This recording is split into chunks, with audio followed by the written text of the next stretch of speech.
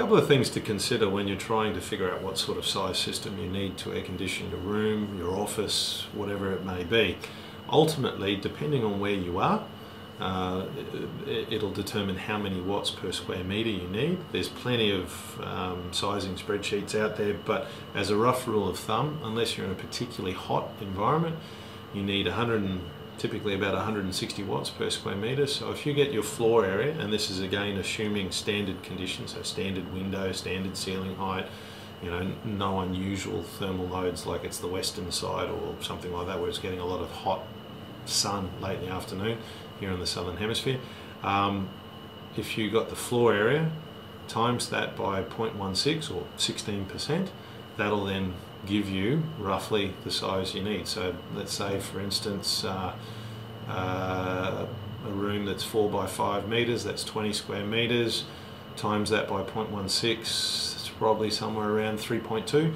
So therefore you would install a 3.5 kilowatt system. You would never undershoot, you would always slightly overshoot. The reason for that, whether you use a solar air conditioner or an inverter system, the reality is that if you undershoot it, then the system's got to work hard all the time to be able to maintain the set temperature you've asked the room to achieve.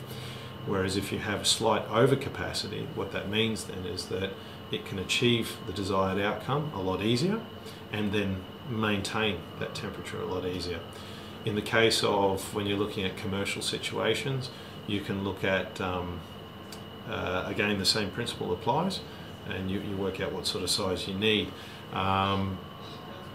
So yeah, that's what it comes down to. If you're looking at large commercial situations, there are options, of course. You can look at cassette or ducted for that matter.